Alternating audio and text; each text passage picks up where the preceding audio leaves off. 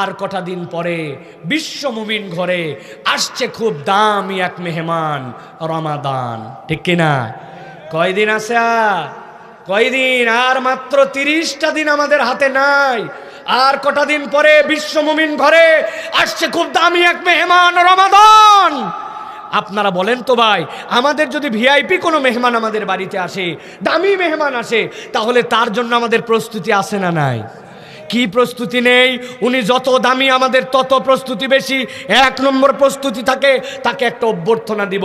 2 নম্বর প্রস্তুতি থাকে আমরা তার থাকার সুন্দর ব্যবস্থা করব। 3 নম্বর আমার সাধ্যের মধ্যে সবচেয়ে ভালো খাওয়াবো। 4 নম্বরে তার যেন একটু এন্টারটেনমেন্ট হয়, বিনোদনের ব্যবস্থা করব।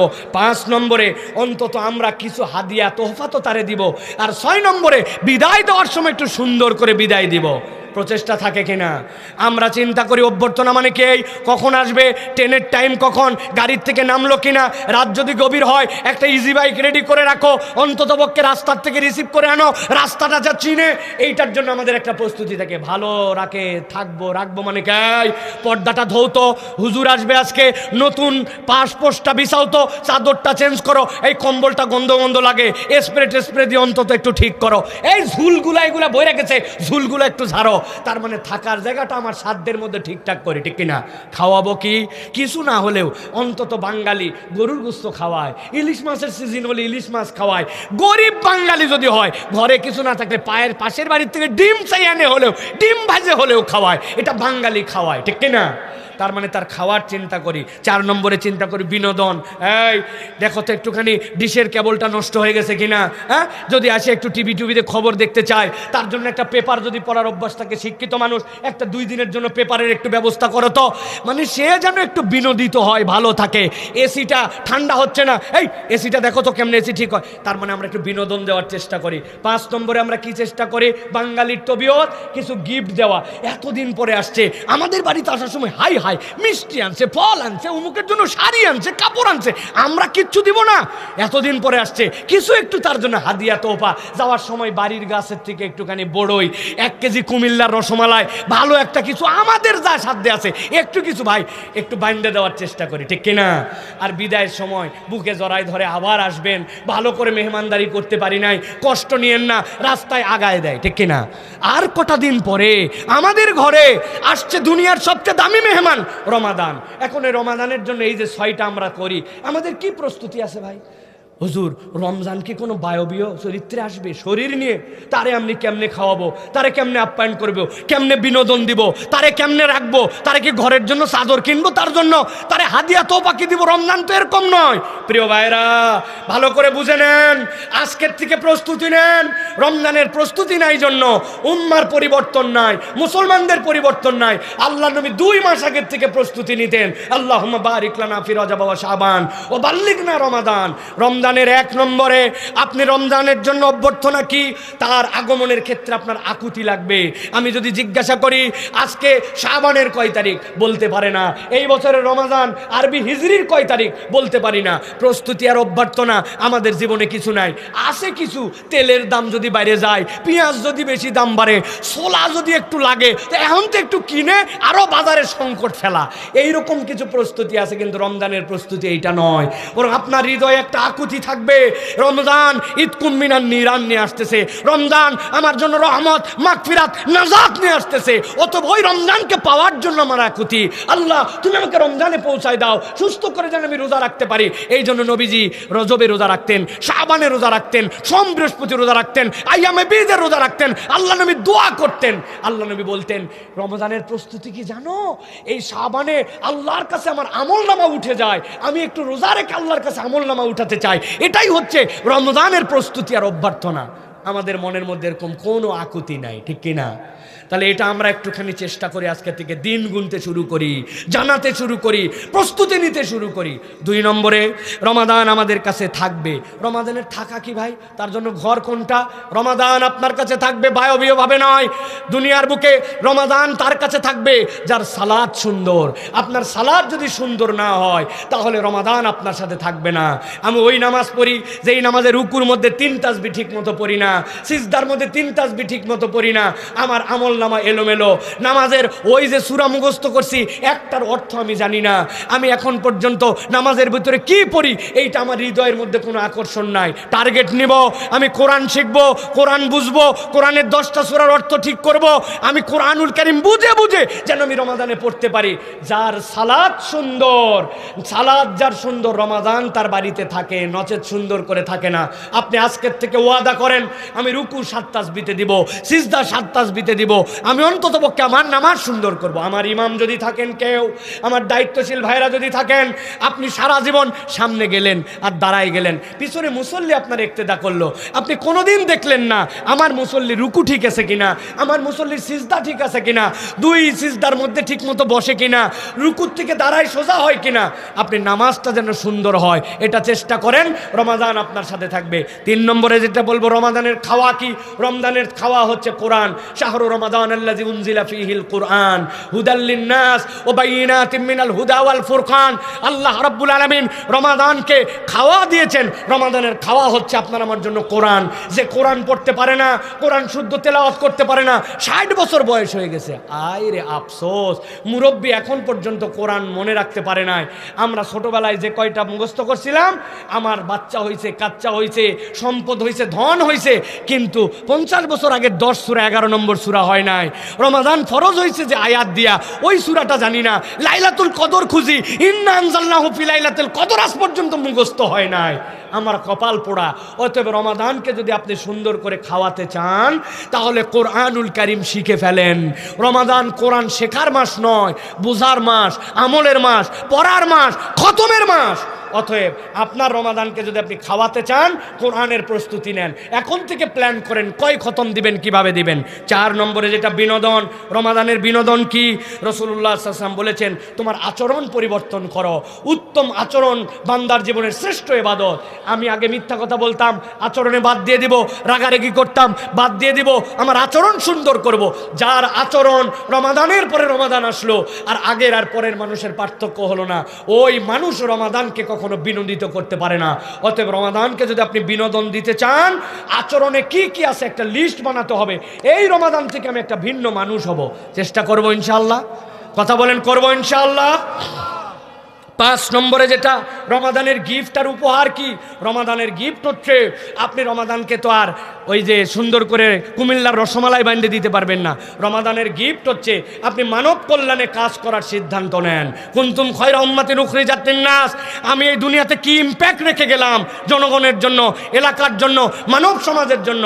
আপনি যদি জনগণের জন্য কিছু করার সিদ্ধান্ত নেন, মানব কল্যাণের সিদ্ধান্ত নেন, তাহলে আপনি আপনার রমাদানকে বিদায় দেওয়ার ক্ষেত্রে আপনি তাকে উপহার দিতে পেরেছেন।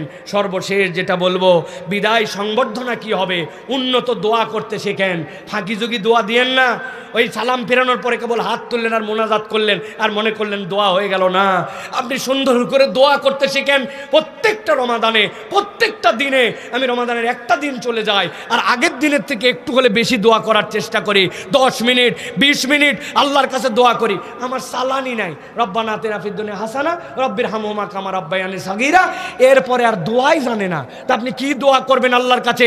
বাংলায় করবেন, নিজের জন্য করবেন, সন্তানের জন্য করবেন, উম্মার জন্য করবেন, পরিবারের জন্য করবেন, এলাকার জন্য করবেন, সিএনজি আলার জন্য করবেন, বাস আলার জন্য করবেন, হোটেল শ্রমিকদের জন্য করবেন, রাস্তার শ্রমিকদের জন্য করবেন, ওই যারা প্রস্টিটিউশন করে নিজেদের চরিত্র বিক্রি করে খায় তাদের জন্য দোয়া করবেন, বিশ্ব মোড়লদের জন্য দোয়া করবেন, প্রযুক্তিবিদদের জন্য দোয়া করবেন, রাজনৈতিক লিডারদের জন্য দোয়া করবেন। টার্গেট করতে হবে রমাদানের দোয়া আপনার রমাদানের জন্য বিদায়ী সংবর্ধনা। অথবা আপনাকে দোয়া শিখতে হবে।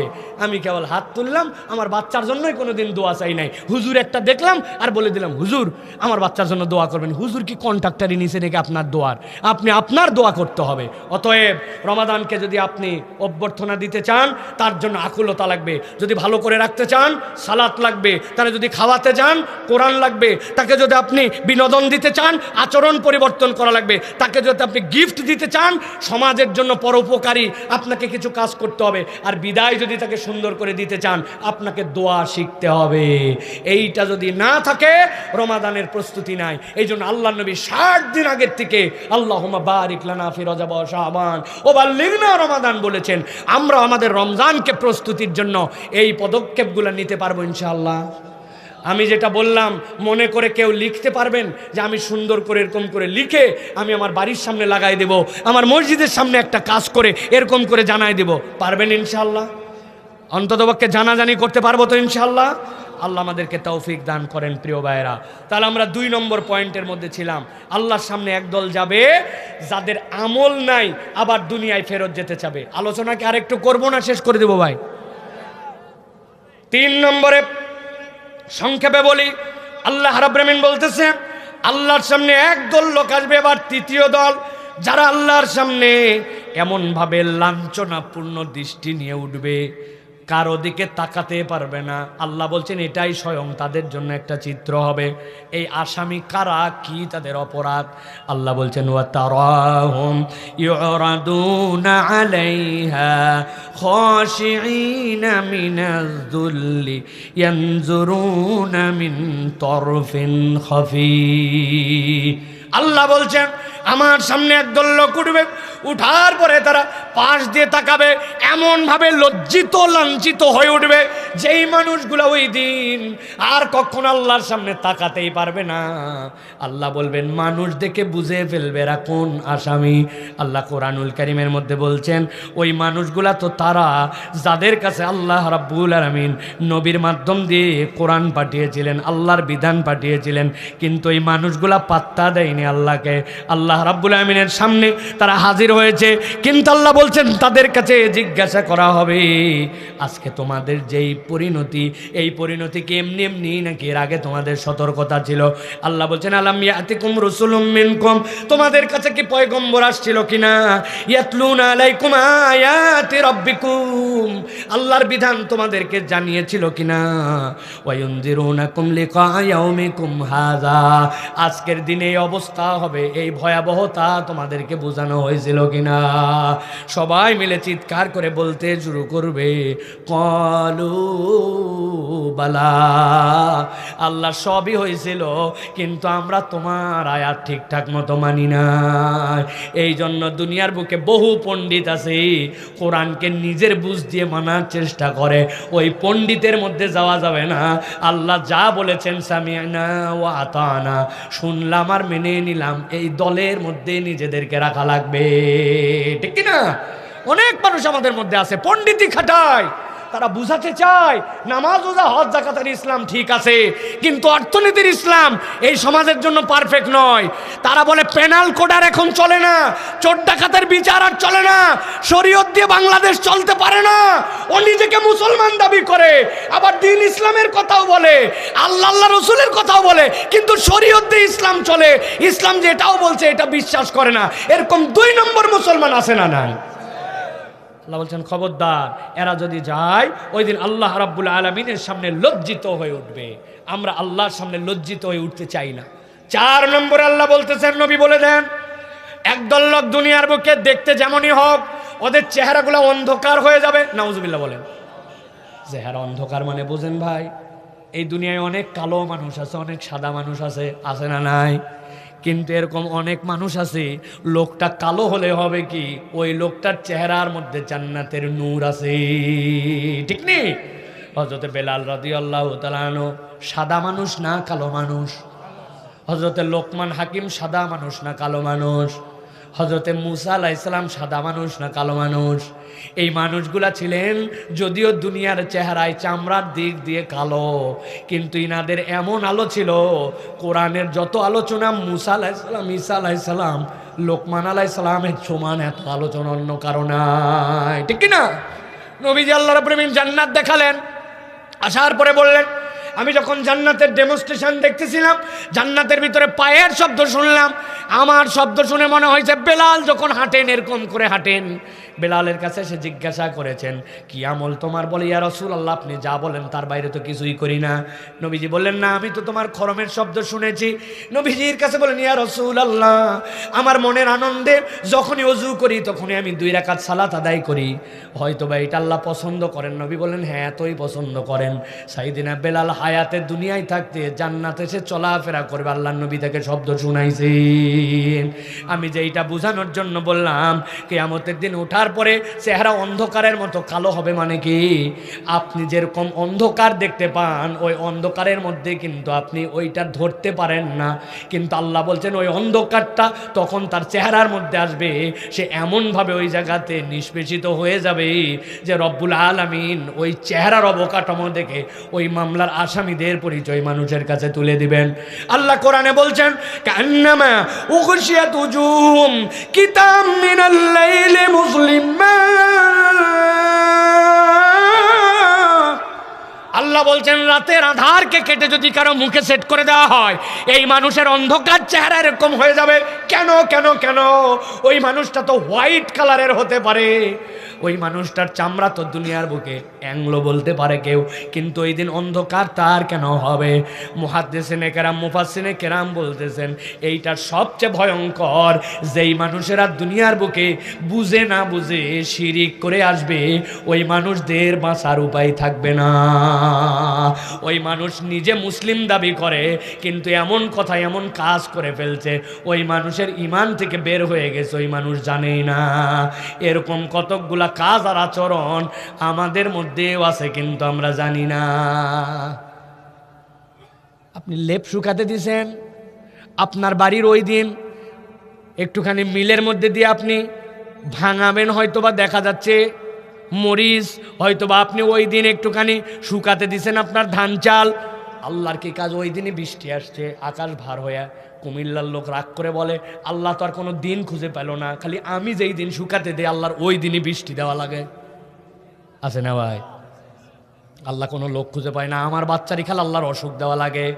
এরকম কথাবার্তা আমাদের অনেক লোকজন বলে, কি বলে না? আপনি এই কথা যদি বলেন, আপনি যে একটা শিরিক করে ফেলছেন আপনি বুঝেনি নাই। আল্লাহ বলছেন কিতাম মুসলিমা, ওই দিন যাওয়ার পরে কিন্তু অন্ধকার হয়ে যাবে। অতএব শিরিক বুঝতে হবে। বাচ্চার অসুখ অমুক তুমুক, অমুক পীরের কাছে দৌড় মারে, তুমুক জায়গায় মাজারে চলে যায়, হাতের মধ্যে এতগুলা, গলার মধ্যে এতগুলা ঝুলায় দেয়। এরকম লোক এলাকায় আছে না না? কত চেষ্টা করলে এখনো ভিসা হয় না, চলে যা শাহজালালের মাজারে চলে যায়, মান্যত দিয়ে দেখ কেমনে কারেন্টের মতো সৌদি আরবের ভিসা পাইয়া যায়। আছে না না ভাই? উনি আল্লাহর ওলি ছিলেন, এটা অস্বীকার করার কিছু নাই, কিন্তু সিলেট থেকে ভোটের কাজ শুরু করলেই ওই লোকে জিতে যাবে, এটা শয়তান আপনাদের মধ্যে ঢুকায় দিছে। অতএব অনেক লোকজন আছে এই জন্য মনে করে যা হয় হোক, আল্লাহর ওলির ব্যাপারে আমাদের কোনো গাফলতি নাই, তার আল্লাহর প্রিয় পাত্র। কিন্তু ওই পীর মাজার, ওই ময়দান, ওই পুণ্যভূমি, সেখান থেকেই প্রচার শুরু করলে আপনার বিরাট উপকার হবে। ইসলামী শরীয়তে এরকম কোনো ভিত্তি নাই, ঠিক না? বরং মানুষের ঈমান বাঁচানোর জন্য এখান থেকে আপনাকে প্রয়োজনে দূরে থাকার চেষ্টা করতে হবে, ঠিক না? এর দ্বারা আবার বুঝাই না অলি বিদ্বেষী, আউলিয়া বিদ্বেষী। আউলিয়া বিদ্বেষী আমরা নয়, আউলিয়ার সম্মান যেটা দিয়ে হয় সেইটা আমরা করি। ওই আউলিয়ারা তাওহীদ শিখাতে আসছেন, শিরিক মুক্ত করতে আসছেন, গৌর গোবিন্দর বিপক্ষে জিহাদ করে এই পুণ্যভূমিতে ইসলামের হক প্রচার করতে আসছেন, ঠিক না? এখন তার মাজার থেকে, তার জায়গা থেকে যদি বেহক কাজ হয়, ওটার বিপক্ষে বলা মানে আউলিয়ার বিরোধিতা করা নয়, বরং তার পক্ষে থাকা, ঠিক না? আপনাকে বোঝার চেষ্টা করতে হবে এই জন্য প্রিয় ভাইরা। তাছাড়া ওই দিন যাওয়ার পরে চেহারা অন্ধকার হয়ে যাবে, এটা 4 নম্বরে। 5 নম্বরে আল্লাহ বলছেন কিয়ামতের দিনে একদল লোক আর উঠতেই পারবে না, হাঁটু গেড়ে বসে যাবে, বসছে না বসছে, আর কোনোভাবে সে দাঁড়াতে পারবে না। এই মামলার আসামি কারা? আল্লাহ বলছেন নবী জানায় দেন, ওয়াতারা কুল্লা উম্মাতিন জাসিয়া কুল্লু উম্মাতিন তুদআ ইলা কিতাবিহাল ইয়াউম তুজজাউনা মা কুনতুম তা'মালুন। আল্লাহ বলছেন আপনি দেখতে পাবেন একদল উম্মত হাঁটু গেড়ে বসে গেছে, ওদেরকে খেদালেও তারা উঠতে পারে না। কুল্লু উম্মাতিন তুদআ ইলা কিতাবিহাল ইয়াউম, ওই দিন তাদের কিতাব সহ তাদেরকে ডাক দেওয়া হবে, কিতাব নিয়ে আসো, কি কাজ করে আসছো সেইটা তোমাদের সামনে রেডি। তুজজাউনা মা কুনতুম তা'মালুন, দুনিয়ায় যা করছে সবগুলার যাজা তার সামনে চলে আসবে। আল্লাহ সাথে সাথে বলবেন, হাযা কিতাবুনা ইয়ানতিকু আলাইকুম বিল হক ইন্না কুন্না নাস্তানসিখু মা কুনতুম তা'মালুন। অস্বীকার করার উপায় থাকবে না। এই কিতাবের মধ্যে সব কিছু আল্লাহ বলতেছেন লিখে লিখে সংরক্ষণ করা হয়েছে। তুমি দুনিয়ায় যা করেছো সবগুলা তার সামনে হাজির।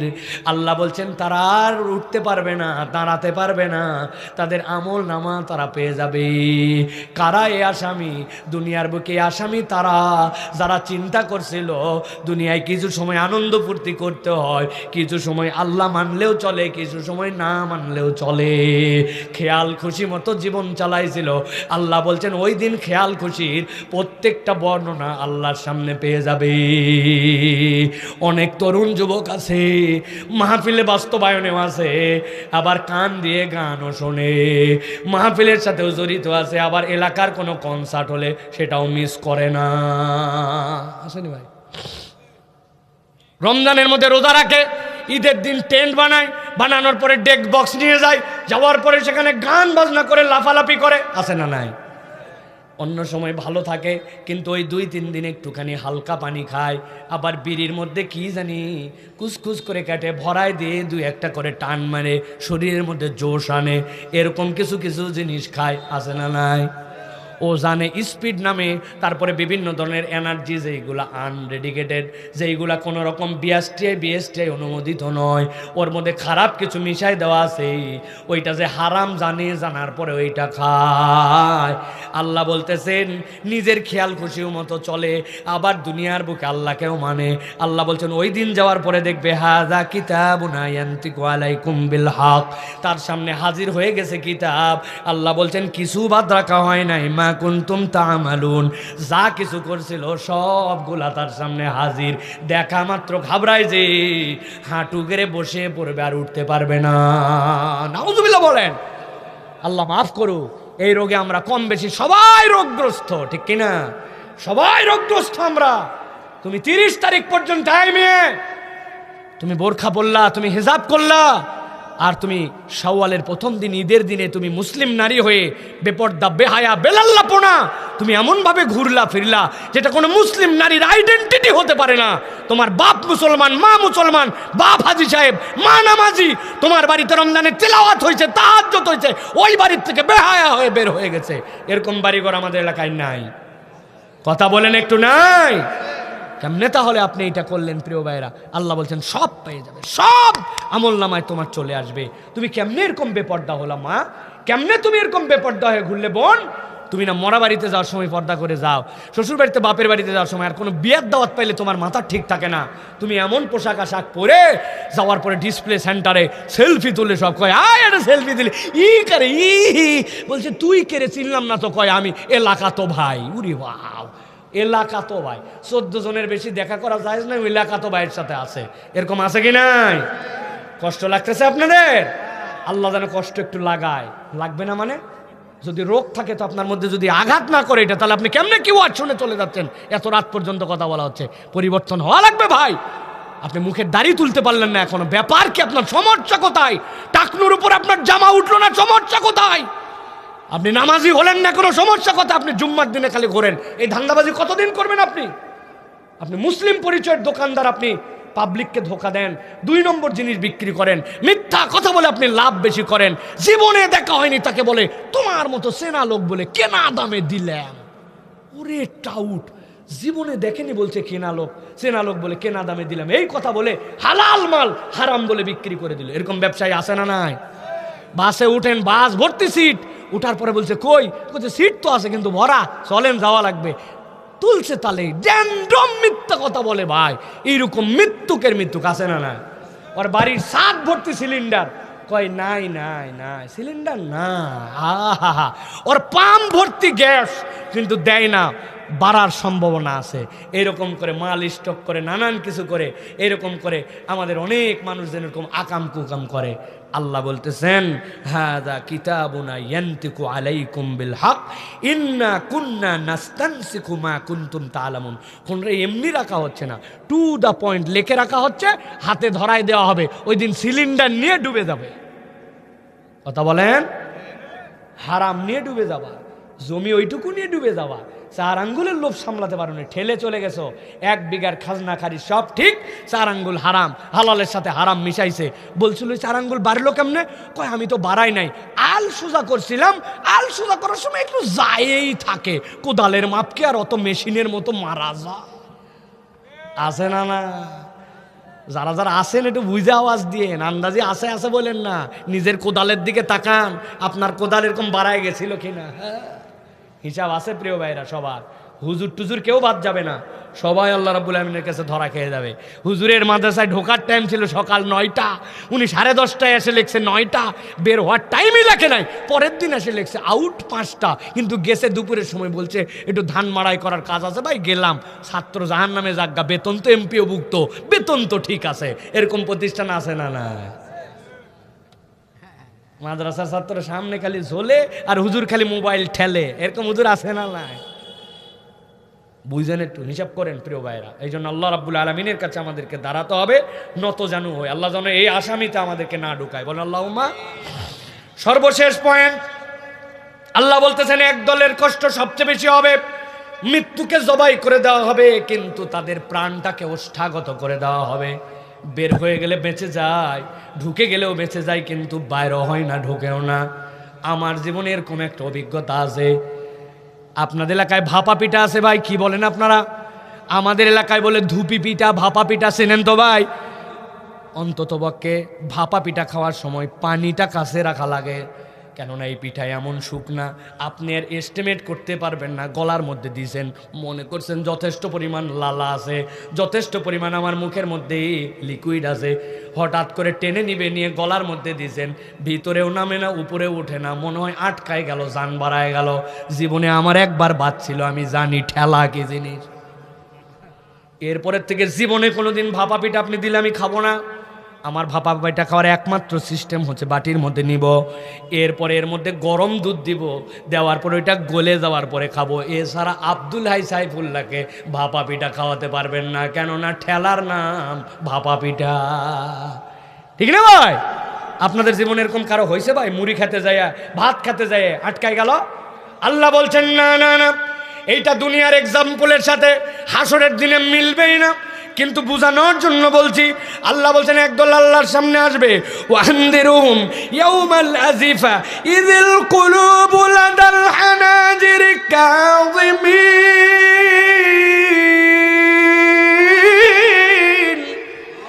আল্লাহ বলছে যে আল্লাহর সামনে আপনি দেখবেন ওই মানুষগুলা কি ভয়ঙ্কর অবস্থায় গেছে, তাদের প্রাণগুলা ওষ্ঠাগত।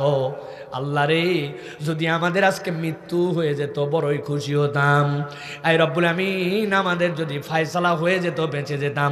আল্লাহ বলছেন ফায়সালা করা হবে না, তাদের কষ্টটাই হবে এইটা, তাদের প্রাণকে ওষ্ঠাগত করে দেওয়া হবে। এর প্রথম কারণ হচ্ছে দুনিয়ার বুকে যারা আল্লাহর শাস্তির ভয় করত না, দুনিয়ায় চিন্তা করছে চল তো চল, আমার জীবন চলতেছে, পরেরটা পরে দেখা যাবে। আল্লাহ বলছেন আল্লাহর শাস্তি যারা ভয় করে নাই, আর জীবনে যারা অপরের দোষ প্রকাশ করে দিত, এই লোকগুলা আল্লাহর সামনে ধরা খেয়ে যাবে। নাউজুবিল্লাহ বলেন। ওদের চলাফেরা দেখলে কি মনে হয় ভাই? আল্লাহর আযাবকে আমরা ভয় করি?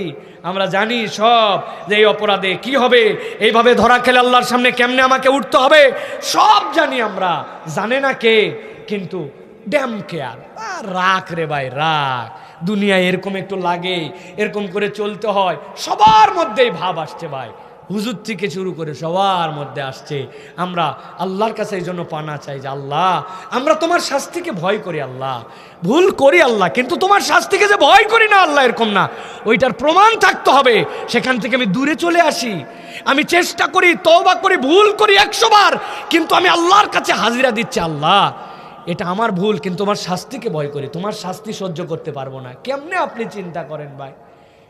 ওই কয়েল ধরানোর সময় অনেকক্ষণ এদিকে তাকায় আছে, কয়েল ধরে কিনা ধরে কিনা, খেয়ালই নাই, ম্যাচের কাঠি এই পর্যন্ত চলে আসছে, ওরে আল্লাহ, কানের মধ্যে হাত দেয়। ঠিক না ভাই?